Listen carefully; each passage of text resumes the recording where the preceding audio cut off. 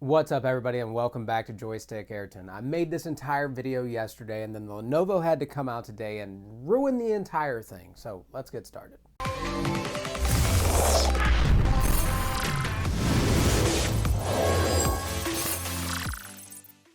So I hope all of you are doing awesome. We're like 7 days into the new year. I'm hoping for an awesome year for the channel, an awesome year for me, an awesome year for you. So thank you for joining us.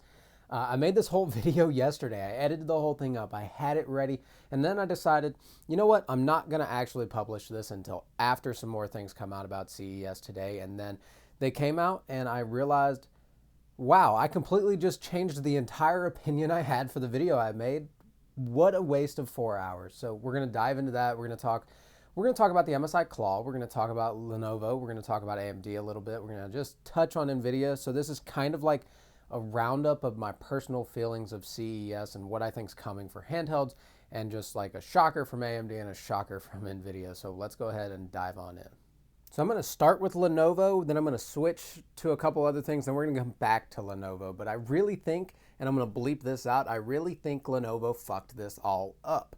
It's incredible. They've changed my mind so hard that I don't think any of their stack in 2025 is going to be relevant. I think it's going to be interesting. I don't think it's going to be relevant, and that really depresses me because this is a small channel. We have 1,200 subscribers. Hopefully we build it into something more. But really, to get where we've gotten, it was all the Lenovo Legion Go. Nothing else really helped build this channel, and to see what happened today just really disappoints me. But before we get into that, I want to go into things that are really easy to just kind of stomp all over, and that's Acer. Acer. Your laptops are garbage. They're the cheapest thing you can find on the market. They're made out of plastic. They fall apart. They catch on fire. Now you're going to come into the handheld market. And you'd already tried to come into the handheld market with the Acer Nitro 7 Blaze, whatever, in the shenanigans. You can't find one. You can't buy one. They're not on eBay, AliExpress. They're nowhere to be found. It's like it was a ghost launch to say, hey, we're here, but we're not here. But hey, at CES, we're going to have this comical looking 11-inch Lenovo. I don't even know what to call it. It looks horrific. I'm sure that thing's like 7 pounds. Jesus Christ. I don't know what their engineers are thinking. I don't know what is going on over there as a company in general. There's a lot of times I disagree with what companies are doing, places I've worked, things I've seen, Linus Tech Tips, Retro Game Corps, and I'm like, what possessed them to make that decision? And well, I don't even know what possessed Acer to make that decision. I would love to be proved wrong somehow in this statement. And if you can do it in the comment section down below, maybe you make a video, maybe you review it, maybe, I don't know, Acer, you see this and you just want to prove this stupid kid wrong. By all means, please do it. Tag me in that video, send it to me. I would love to see it. But that is the saddest handheld news that I could have thought of. So let's move on to the next one. Okay, so this is going to be kind of a hot take. We're going to talk about RTX 50 series for just a second. I ran an entire channel literally just all about wanting to be like Gamers Nexus. I learned a lot. I learned that Steve is gamer tech Jesus, and I respect the living crap out of them for what they are able to do. And a bunch of other channels that publish really good third-party content. But the 50 series, I have a weird take on it. Obviously, the whole 5070 performing as a 4090 is complete shenanigans. The AI stuff, the upscaling, the DLSS 4, all of these things that the 40 series doesn't have access to make that statement is absurd. And I personally think we saw that, the shareholders saw that, and there was a 5% decrease in stock. Not the end of the world for a $3 trillion company, but I think that people are seeing through those things. But when it comes to the 5080 and the 5090, I think there's one really bad thing about the 5080. It's $1,000. I actually don't think that's the bad part, and I'll explain why in just a second, but I think it's the 16 gigs of VRAM that's the problem. That's not future-proofing my build in any way, shape, or form. When I bought a 1080 Ti, and I actually ended up with an XP, there's a box back here. This is the Star Wars edition. I still have that card. It's awesome. It's in my sim rig. But that card, the original 1080 Ti, was $700, $699 when I bought it. When I bought that one, it was $1199. I think I actually paid like $14 for that just because of the special edition one. But that was two different classes of cards. You have the best gaming card you can buy, and then you have just the content creation card really at the time. And I got future-proofed when I bought that 1080 Ti. It worked up until I just decided one day I wanted a 6900 XT for the lulz. But my point is if you adjust a little bit for inflation, I hate to say it, and then a little bit of a price hike, $700 to $1,000 is not as absurd as it sounds for the 5080. But the 16 gigs of VRAM kills it off. That 16 gigs of VRAM is just kind of a downturn for me when you look at Indiana Jones, when you look at Stalker, and when you see these things that are capping their VRAM right at 16 gigs and then having little issues. Not that they can't run the game pretty darn good, but that VRAM is the limit. A 6900 XT right now with 16 gigs of VRAM, really the only limitation is that VRAM. The GPU is still performing pretty good at 1440p. Why should I upgrade? Doesn't really make sense. Wait out another generation, see what AMD brings. It doesn't make a lot of sense there. Now, the 4090 to 5090, $2,000, that seems like a steep uptick. Well, let's just keep in mind here that the XP cards were $1,200. The 1080 Ti was $600 or $700. So we're talking almost double, not quite double, almost double. We're getting pretty close, 40%ish. So that $1,000 to $2,000 doesn't seem absurd. Now, this is obviously not taking partner model card costs into effect at all. You know Asus is going to have some $2,700 card for absolutely no reason for advertising a 30 megahertz overclock. But I don't think it's absurd, as absurd. I still think that this is not a bad time to skip another generation. I really think that 20 gigs of VRAM and up makes more sense. The 7000 series from AMD, and then we're going to talk about AMD GPUs in just a second, but maybe the 9070 stuff makes sense, has the right number of VRAM, a big enough boost over past generations to kind of make sense if you're looking for that stopgap year. I'm concerned about the 16 gigs of VRAM on the 5080, the 5090. I don't think the price is as absurd as it seems. People are obviously going to pay it, but people should also keep in mind it's not a gaming class card. It's like a Titan class card. They're marketing towards gaming because we'll all buy it anyway. Okay, so moving on from that, hopefully I timestamped these well for you, because what I really want to talk about is a little later in the video, but now I want to talk about AMD. They come out swinging with some information about the new X3D chips coming, the 9950 X3D, the 99X3D. These are just behemoth of chips. They're awesome. The 9800 X3D at $479 is never in stock at all. You just can't get one. They're awesome chips. They perform phenomenally. I have a hard time thinking anything higher than the 9800 X3D is going to make a whole lot of sense right now just because of the price. The 9900 X3D might make sense, a 4-core jump there. I always thought the 9950s or the 50 series in that scenario, if you're really not using it for work, it's kind of insane to buy. That's going to be an $800, $900 CPU. So, I mean, if you want the best, obviously, that's the CPU to get. And Intel's really like, what are you doing over there, guys? The 285K is completely useless. If you have a 12th, 13th, to the 14th gen CPU and you're sticking with Intel, you can wait another 2, 3, 4 years. And then by that time, if Intel's still doing Intel things as of late, since they haven't had a good CPU since, I mean, Alder Lake was good. The 13900K was okay, but now we had those issues pop up. But really, the 9900K was their supreme time, and then they just fell off the map.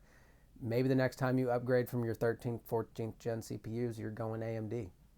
It just might make sense at the time. But those look awesome. They don't know how to name their mobile processors whatsoever. And Z2, it doesn't look like it's as big of a boost as we were hoping for. Z2 Extreme, it's going to be more efficient than the Z2 or the Z1. The Z1 Extreme, those chips just, it seems like efficiency instead of better performance is what's going to happen. And it's going to be kind of on par with those HX370 chips. So what I thought was most interesting about AMD was their RDNA 4 news, which was abysmal because I think they got scared by NVIDIA's 50 series. They come out and they talk about the 9070 and why we had to jump from the series naming they had, the RX 8000, so we would then go to the RX, no, we were at the 7000 and we should have gone to the 8000, but now we're going to go and jump on the NVIDIA train of naming schemes, and because they skipped 4 generations of GeForce naming, they're obviously better, 9000 higher than 5000, so what are we doing? Lisa Sue, come on. Anyway, they only talked about the 9070 and 90XT, and then they put up a graph that really didn't make any sense to everybody, so we really don't know what that performance is looking like, and then they went silent when it came to GPUs. What does this all mean? I think they aren't sure what to price it at, because I think they're looking at the 5000 series and they're thinking, we fucked up. And not only did we fuck up here, look at Battle Mage. Look at what Intel just dropped at $250. That's awesome there. So they're stuck in between this place of, you can't beat NVIDIA here and you can't beat Intel here. So what are you going to do in here? So that's going to be really interesting to see how that pans out. So now we're going to move on to just my disappointment in Lenovo and how I've completely changed tune on MSI. Okay, so we got to talk about Lenovo before we can talk about Valve, before we can talk about the Claw. So I'm all over the place. The Legion Go S, it makes me happy, makes me sad, makes me think it's kind of useless. And the Legion Go 2 just makes me downright disappointed. The Legion Go S, $500. I would buy a Steam Deck at that price before I bought a Legion Go S for a couple of reasons. But my biggest concern with the Legion Go S with SteamOS is who's supporting the product. Is it Valve or is it Lenovo? Because Lenovo has obviously dropped the ball with the Legion Go. So we really will just have to hope that Valve is supporting this thing through and through like they do with the Steam Deck. In that scenario, okay, not bad, but it's going to perform much more like a Steam Deck. And at this point, if you're looking for the performance, you can get a Legion Go for $550 to $600 depending on the storage size. And at that point, it's like, I mean, maybe if I want 1 inch smaller of a device, I mean, it's really like the imprint's going to be pretty damn close. You can't detach the controllers. You lose all the cool functionality of the thing. I think the idea behind the SteamOS is cool. I think that's great. I want it to come out. Any of these devices can run SteamOS if you give me an image, but I'm conflicted. If it was $400 or $450, I'd probably be like, yeah, that is a good value deal, especially if Valve supports this thing through and through. But the Windows-based model comes in at $600. There I'm still sitting thinking the Legion Go probably perform better, makes more sense at the price point, especially if it keeps coming down any at all. Eventually, I'm sure they'll be hard to get unless you're getting them secondhand. But I don't know. I'm conflicted. We'll see how that all turns out. I'll be interested in playing with one and seeing its support over the time. The Legion Go 2, I'm downright depressed over because I just don't understand what compels them to do some of the things they do. So OLED is awesome. Do not get me wrong. That's obviously the best screen you can have. That's why I still have a Steam Deck. Thing's phenomenal. But we lowered the resolution. And my thing in there is, okay, 1200p instead of 1600p. Does it really matter? I mean, most of the games I was playing were at 800p, and then I'm like, well, hell yeah, it matters. If I'm paying more for it, because I know this is going to be damn near $1,000 device, I want the higher resolution, regardless of what games I'm playing. Maybe I'm playing something from 2007, and I can push that resolution. The other downside that people keep bringing up is it's a portrait display. I personally don't have that issue very much, as I don't play super old games. I've only ran into it one time, and it was a super easy fix. Red Dead Redemption 2, I believe, is what it was. But anyway, that's a downfall for a lot of people. The price is going to be absurd. 74 watt hour battery. It is a gigantic device. Gigantic device. There's no way you can't tell me your engineers can't design. It is 350 grams heavier than the Ally X. I think the Ally X is like 680 something, and this thing's going to be 950 to 980 something. 300 grams. You can't tell me you can't fit as big of a battery as they fit in the Ally. The Ally lost weight to put the bigger battery in. You have a device that is gigantic, 300 grams heavier, and a much bigger footprint, 2-inch bigger screen, and you, oh my goodness. That kills me. And I know the speakers are going to be terrible again. I just know it. And the support is going to be terrible again. And I know it's going to be like $1,000. I can't imagine it's less than the MSI Claw at $899. So,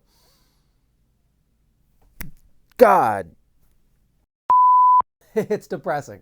Because I really honestly think if you're anybody out there sitting there waiting on it, I know we don't know a price, so if the price is really good, this entire conversation completely changes. I can look the other way if it's $699, but there ain't no way in hell it's going to be $699.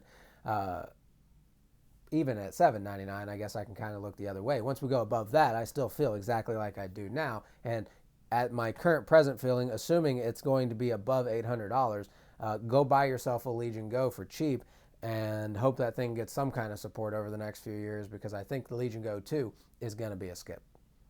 I'm going to probably get one so I can test it out, do a review and comparison, and be mad for you, but yeah, that's how I feel about it. So now let's move on. I want to talk about the Claw really fast. So when I made this video yesterday, before all this news came out and before I changed my opinions, when I started the video off, I was kind of dogging the Claw. I was dogging the price point. I was like, it doesn't make sense. Like $900, you're at a really weird place at $900, which is where I expect the Legion Go 2 to be. If not higher maybe, but I don't think you can go above $900. I really don't. You're at this place where, like, okay, a $1,200 laptop is a fantastic laptop that you can dock and do all kinds of crazy things with, and you can get a really good GPU power out of it. $900 is really asking a lot for a handheld. That's why the Steam Deck makes so much sense. That's why SteamOS makes so much sense. That's why the Legion Go S is weirdly feeling as I am with that makes more sense, because these handhelds, like, if it's your only system that you're going to have, a laptop might make way more sense at that price point. Okay, a Steam Deck, Legion Go S, you're looking at an Xbox or a PlayStation. Okay, that might make a lot of sense for you. You can dock it, you can do some things. You can definitely play on the go. You're a mom, a dad. That all makes sense to me. When you're looking at these price points of $700, then you're kind of thinking, okay, Ally, Legion Go at the time, that's kind of like a PlayStation Pro. They got a couple cool, neat features. Maybe you're me, maybe you have a Win Mini or something, you spend $1,000, but this has so much functionality, it's unique, you're an enthusiast, you're not that average guy that's paying the bill for these companies. Okay, but the prices are just, God, I don't think they're worth it. I really think the Ally X and the MSI Claw 7-inch is like kind of that sweet spot of high end. I think that with these Chinese devices, with the 8840Us, where you were at around that $800 price point, I got the Win Mini for $840 on Indiegogo after tax. That's pretty damn good. That's an Ally X right there. Okay, I can understand that. That's the high end of what this market should be at. Above that, I think it's absurd. I don't think it makes sense. Now, I think that I'm going to pick up a Claw that's a 7-inch and do a full review on it here in a couple weeks when they actually come. I don't know if I care about the 8. I don't know if that's worth $100. It's the exact same system. I don't know off the top of my head if the battery's the same. I would have to fact check that, so I don't want to tell you wrong here, but it's the same CPU, the same battle mage performance. I think it makes a lot of sense, and it's the same price as the Ally X, which Russ and all of them love at Retro Game Corps and the Nerd Nest, and then they compare that directly to the 8-inch MSI Claw, and it's like you're complaining about it being $900, but the real competitor for the exact same specs is the same price as the Ally. And one thing I have to say about Retro Games Corp is I can't stand the way the guy does his methodology or his testing, and it's hard because I really respect his channel and everything, and I love it, and I watch every single video, and I respect the crap out of him. He's phenomenal, obviously way better than I am at this stuff, but when it comes to that testing, the battery testing, the math, it doesn't add up correctly. The comparisons are not like for like. There's too many variables. It can be misleading sometimes. And when you're testing the MSI 8AI Plus and you're comparing, you got 32 gig RAM and 24 gigs of RAM, you need to have some kind of testing in there that shows that difference and why that is there, and is that worth it to the customer, instead of just it being that comparison and being, oh, well, it's $100 more, 45 minutes later, irks my soul just a little bit. And I don't want that to be taken as a stab. I want that to be taken as, I don't think that's a good comparison. And so I'm going to get a Claw 7 and I'm going to compare it to the Ally X, and I'm really curious how I feel about it, because at this point, I really feel like with the uptick of Intel, with that being their only device, with that being on par, if not better than the Ally in most scenarios, and the Legion Go, and it's going to be pretty close to the Z2 Extreme, because the Z2 Extreme really honestly only brings a lot of efficiency. It doesn't bring a gigantic performance uplift. And that's another sad part about the Legion Go, is the freaking graphics of 780M, not the new one. What God? But Battle Mage is obviously proving to be great. Another thing that irked me about Russ's video with the Claw was the talking about the Intel customization that you can do for the Intel drivers, the GPU and the CPU, and then MSI having their own version as well. Everybody needs to know this. On any Windows-based handheld with an AMD CPU, you have AMD Adrenalin on there. Half of the time it doesn't work because you have to sideload drivers because Lenovo sucks or Asus sucks, but it is not the wildest thing ever. This has an AMD CPU in it. It has some GPD software that can change some things, but it's got the AMD software as well that can change some things.